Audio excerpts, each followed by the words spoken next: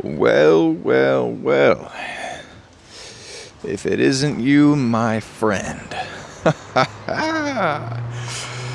Oh, man, let's get going. How about that? Okay, first things first, toss this. Second things second, make a...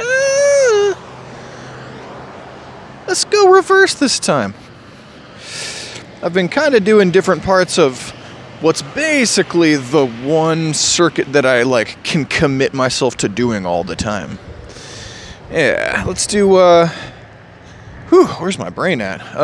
Yeah, let's just do this. We'll do this in reverse order. After a couple of seconds here, we'll do what we always do. We'll accelerate and begin running. One of my favorite things. And you're right along with me. Remember, this is Right Along with Run Man, episode 15 today, I believe. Yesterday was a hollering success, I'll tell you that much. But before I get to that, try to crack the neck. It's not happening. Whew. Still, expectations being low, morale being high, that being our logo, me being your host, Run Man, I believe that it's time to get to the content. Woo! Here we go. Here we go. All right. As always. Oh, boy. As always, the tech. Let's do that. Yeah. Why is it always easier in my left hand than my right? I don't know. I'm right-handed. Maybe my right-handedness lends itself to me being more stable when my right hand is able to balance me and counter and run and all that stuff, because y'all are on wing cam, as always, as I was saying. So you're tucked in, kind of. My left arm is bent more or less 90 degrees, a little bit more, I would say. My left arm is bent and is holding my phone, which is my camera. That's how we're doing this. It's been like 7 runs since I switched to this format. Now you might be asking yourself, is it harder to run that way? Here's my answer. That's a yes. It's a yes. I'm sorry. It's a yes.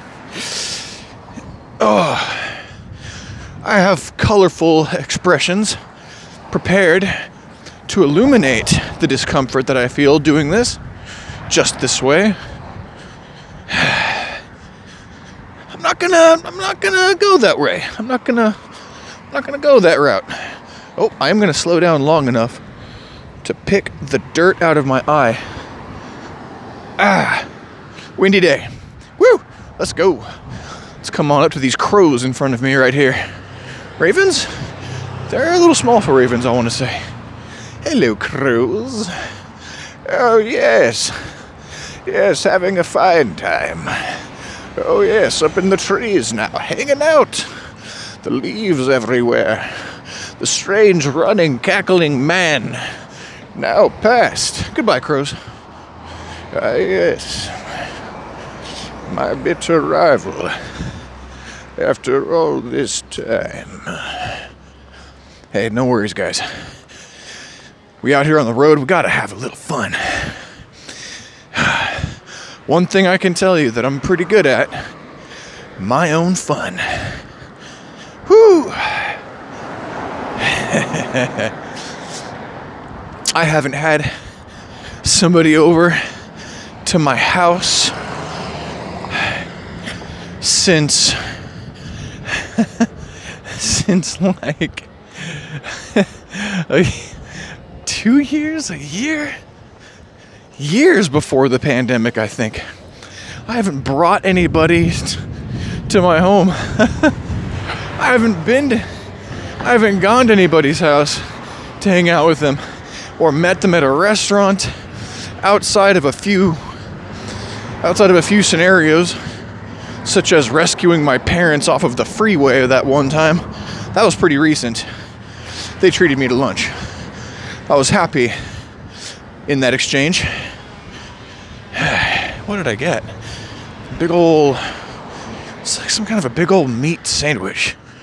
Like a big old ham and egg and beef sandwich flooded with cheese. I think it was something like that. It was good. Whew.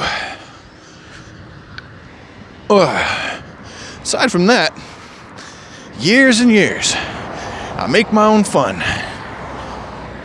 Not forever. I don't plan on being what you might call hyper lonesome. I don't plan on being that way my entire life. But right now it suits me. I remember once... Am I going to be able to wrap this thought up, or am I going to lose you? I'm going to try it. I'm going to see if I can't remember all the way to the end of the following parable what the whole point was in bringing it up in the first place. Something about loneliness and... Oh, yeah. Okay. We're doing it.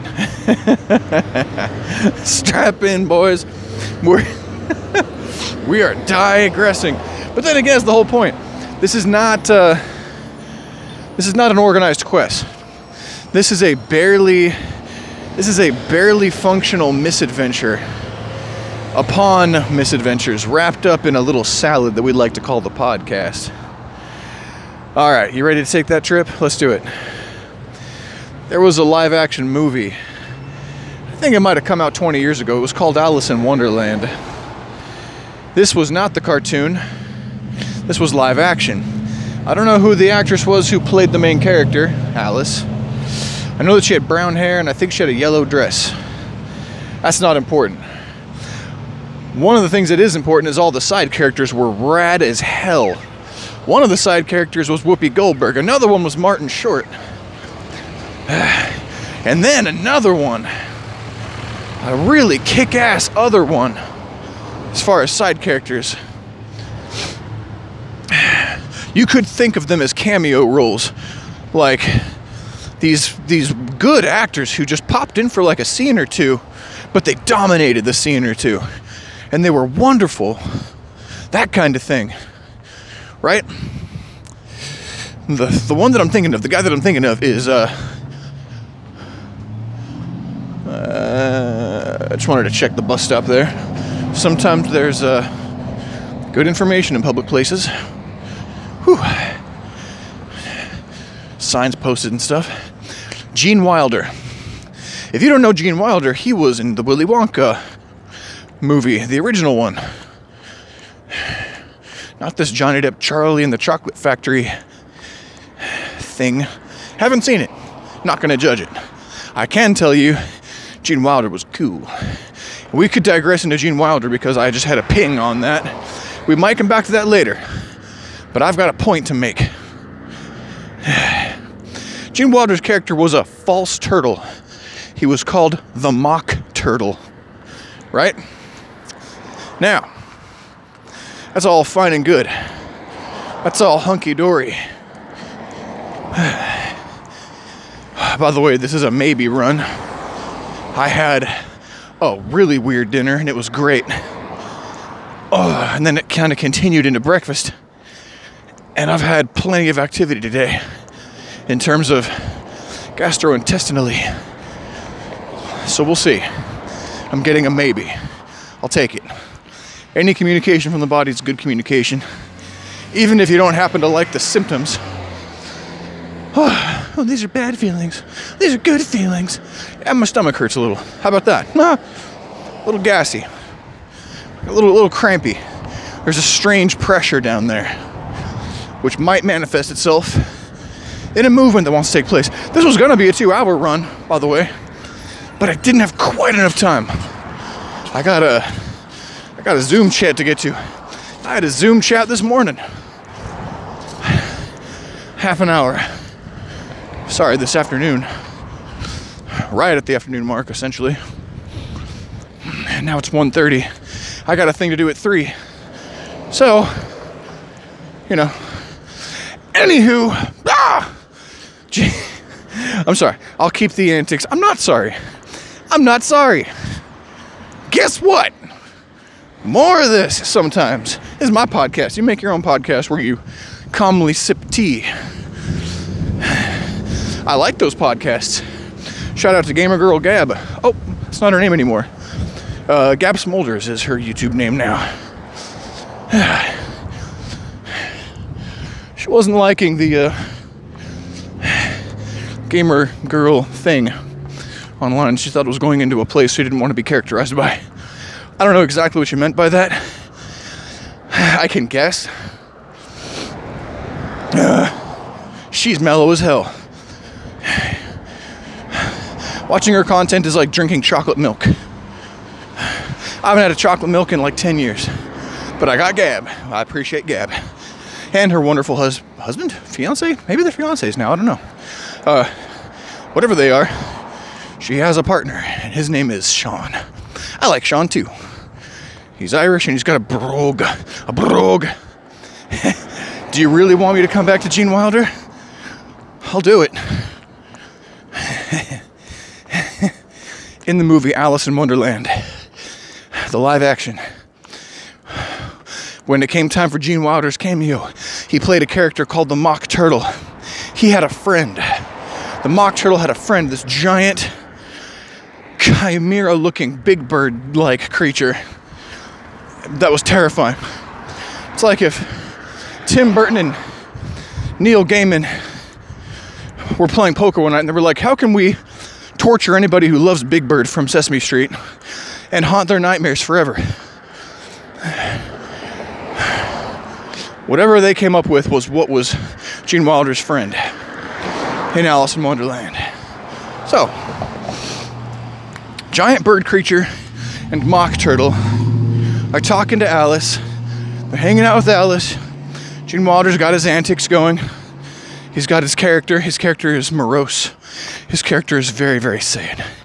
We were talking about hyper loneliness earlier, back at the fire station, remember? Well, and then I said that it suits me. Well, Gene Wilder's very sad Mock Turtle character, he's all teary-faced and crying. He's got makeup on and he's got the turtle suit going and he's just bawling and tantruming at Alice while he explains his story a bit and cracks jokes and makes puns.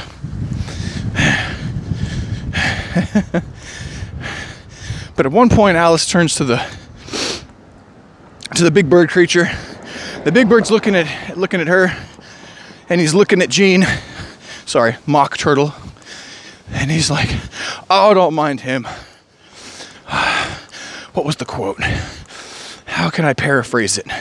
Big Bird said, "Don't mind him and his morose, sodden attitude. It's his fancy." Right? It's his fancy.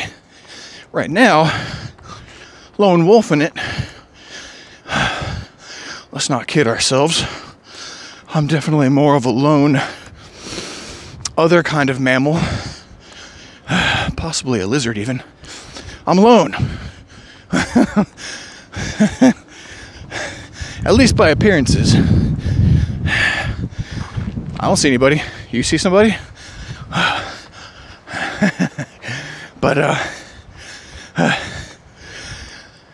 it's his fancy. It was like, I didn't understand that as a kid watching that movie.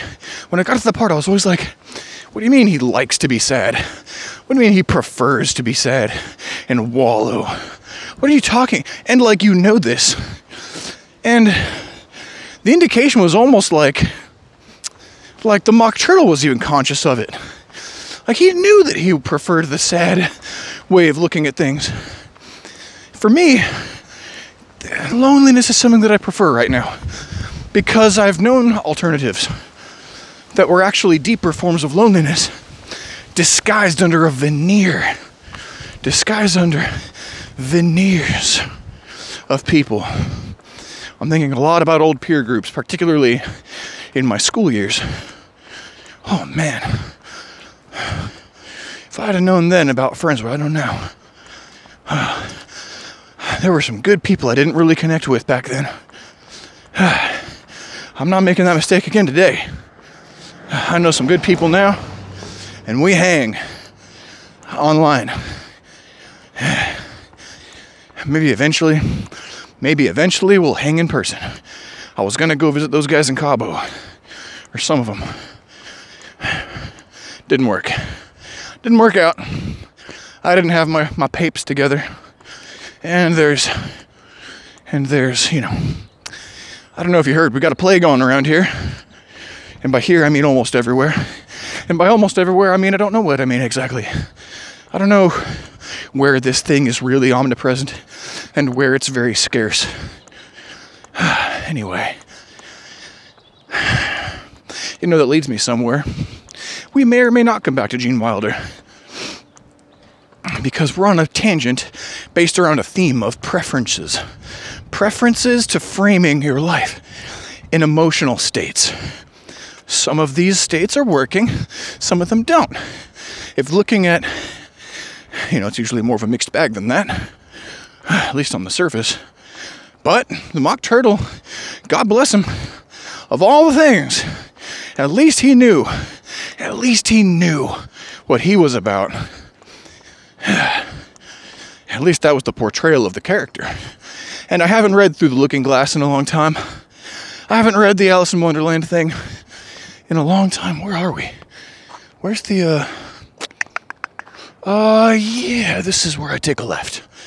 Well, you know what? No, I'm not taking that left. I always take that left. I'm not doing it today. We're going to keep going up this hill a little bit. We're almost level anyway. Screw it. I know this road goes places that I know how to get around in. Let's do it. We got time. This Zoom call is not vitally important.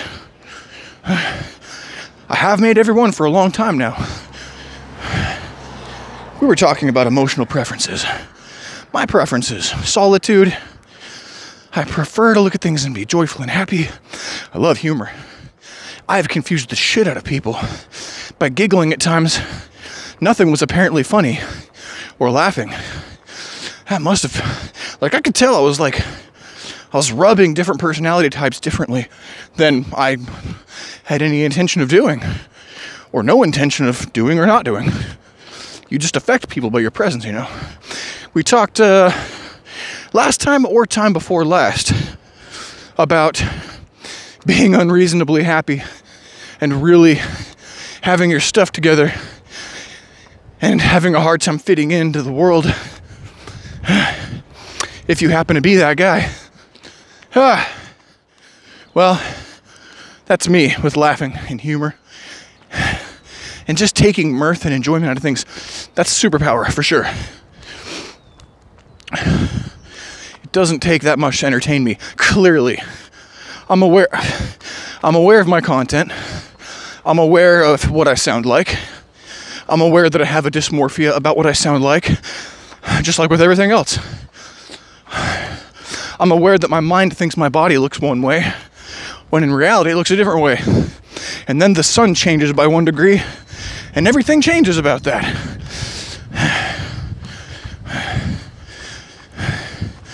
I have a body mirror in my room and really good lighting. When I work out, I really like what I look like. But typically I'm like, come on, man. We gotta get this belly under control. Hey, you know, we're burning calories.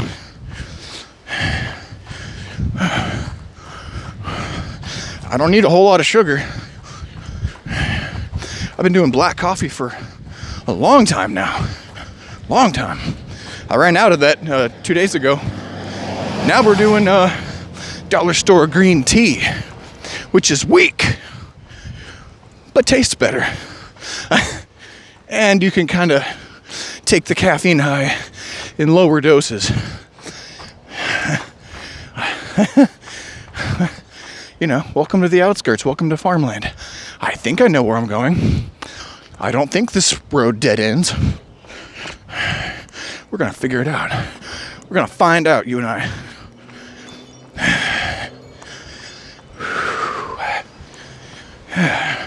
Morpheus from The Matrix, kind of a stoic guy. He preferred to keep his cool. There were times he was speaking to Neo about some really heavy shit. And he was very gentle and compassionate. You can speak of harsh things in harsh tones. Jocko Willink will do that to you. He won't yell at you necessarily, but he'll, you know, he's not going to take time to say something in a way that's more palatable or change his tone for your temperament necessarily. And that's fine. He's got a different role to play than Morpheus did. Morpheus, the fictional character. What a good name that is. Morpheus prefers the center. At least that's what it seems like. Carlos Castaneda, or Dan Castaneda, I think it's Carlos Castaneda, talking with Don Juan about something to do with how you fuel your magic. They were talking about how to see in order to access an awareness of the world that would allow you to do what these shamans are doing. Like what liberates you, what allows you to shed your BS, and what sustains you when you're trying to have vision, trying to see clearly, trying to really be aware, trying to find... I can't remember enough about the context to be sure that I'm on solid ground with you guys right now. A lot of plants around here. It's beautiful. But Don Juan told, I'm going to call him Carlos. I don't know his fucking, I forget. I haven't read that book in like years. But Don Juan was a Yaqui, or I forget if he was in Mexico or if he was further south. I think this was in Mexico. Anyway, the Yaqui natives had a dying shamanic tradition. Don Juan is one of the few remaining shamans in this tradition. He instructs Carlos Castaneda in his ways, more or less, over time. And at one point, Don Juan says to Carlos that when it comes to what he called seeing, which, if I were Survivor Man, I would call that activating the ultimate human sense, that being that instinct when all of your senses are working together and you just can't necessarily tell how you know what you know about what's happening. There's just an underlying special certain something that's giving you access. It's access. So Don Juan called that seeing. I know Wim Hof has a different opinion about how many senses we have. He says we have a sense of our own immune system, essentially, and the structures in our body at the chemical or at the cellular level. I'm probably mischaracterizing him. He said, sorry, I'm going to adjust my headset a little bit. Yeah, there we go. Oh my God, my right shoulder kind of aches. Whew. Good. Wim Hof's got his opinions, and that's totally cool. I do like where he's coming from, and I would love to go back and listen again to what he said about that, because anytime somebody says there's more than 5 senses, I'm like, that's sexy. Anything weird, unusual, or unconventional that sounds like I might be able to tie it into real world experience and therefore avoid the woo-woo, it's sexy to me. I like that stuff. Wim Hof prefers joy, it seems. Potent, burning, loving joy. I think that's his preference. Morpheus is calm. Mock Turtle is sad. I'm definitely gunning alone right now, and that's a preference. They say loneliness kills you fast. I understand what they mean. I get it. But we were talking about Carlos and Dan. What Don Juan said to Carlos was, if you want to see, the best way to do it is to dial back your perspective enough to return to like a base emotion. And it's good to choose that emotion very wisely. Don Juan didn't strike me as the funniest fellow, but he told Carlos Castaneda, "Oh fuck, do I take a right or a left here? Okay. Oh. Okay. Well, I'm gonna take a left. Whew. Left takes me back home in that direction. Left takes me, I think, highway bound. Or I'm totally wrong. And that's fine. How often am I wrong? All the damn time. Okay, so what's happening here is cars coming at me in both directions.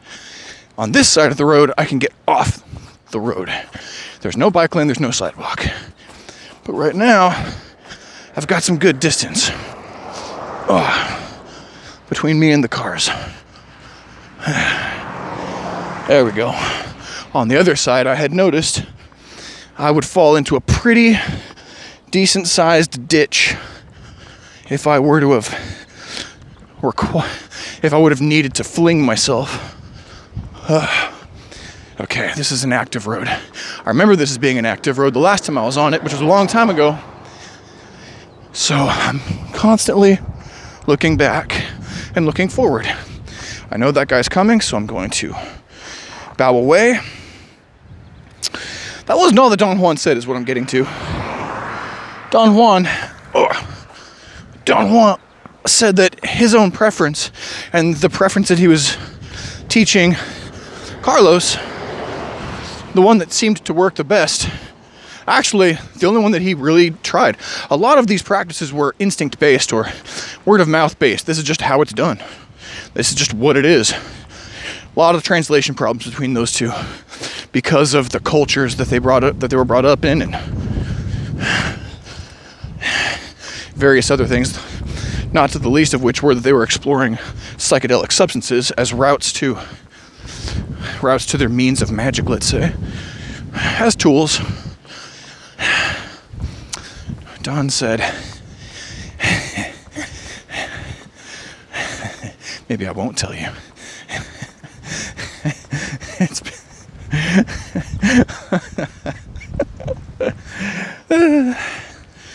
I don't know why I'm scanning this side of the road. I don't know what's worth picking up on the side of the road. This paper. Whoa, okay. So that goes down a little bit further, doesn't it? If I walked down into that little bit off of that part of the road, I'm pretty sure my head would poke out at the top. But that's about it. Now there's a car coming at me, and we have outlets to the side over here, so I'll switch. Don Juan's preference is humor. It's the only way that he operates. When Don Juan activates what you might call second sight, when he needs to rely on it, when he's scrying, when he's trying to pierce through muddled matters and get to the heart of things, when he's watching for auras or whatever you want to. I don't know if I'm doing justice to what he calls seeing. I don't know what he would say. I know that I'm kind of talking around it. It's hard to talk directly about it. You know, where is all the length of cord going? It keeps getting tight around my wrist. And Carlos said to Don Juan, he said, "Hey, is that the only way?" Ooh. I mean, like, seriously, is that the only way to see? Doesn't seem like all the shamans see through humor all the time. And Don thought about it for a second. He thought about it. He gave it a moment's deliberation before he responded. When he did, he said, I suppose you could see, capital S. I suppose that you could, in theory, see by sheltering yourself in another emotion other than humor, you probably could go with sadness or anger. It does seem like some other shamans do live in those places and return to those states as a means for supercharging their efforts at seeing, right?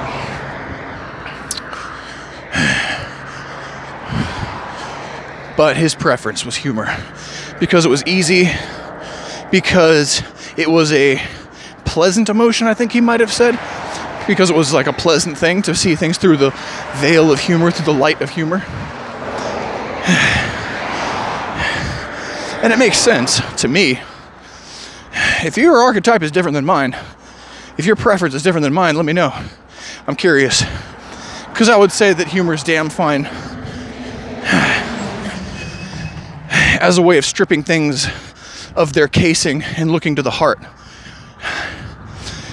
It's easy in a split second for the proper punchline or the proper moment's openness to the humorous perspective on whatever's happening, whatever you're looking at. It's easy to just do that for a split second, and immediately everything becomes completely absurd about the thing you were taking so seriously. And then you're like, oh God, that's right. That's right. This is what it is.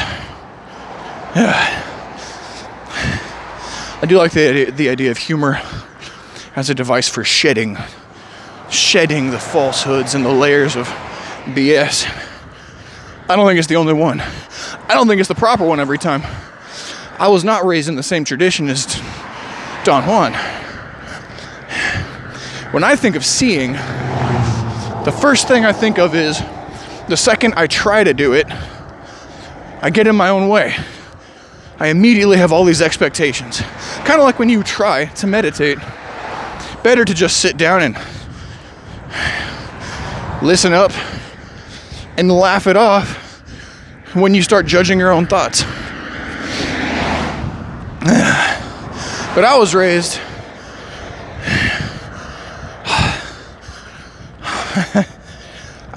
with openness, I guess, which can help you sometimes and it can hurt you sometimes.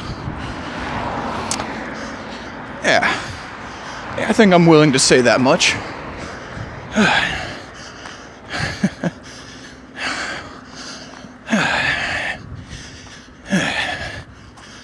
Anyway.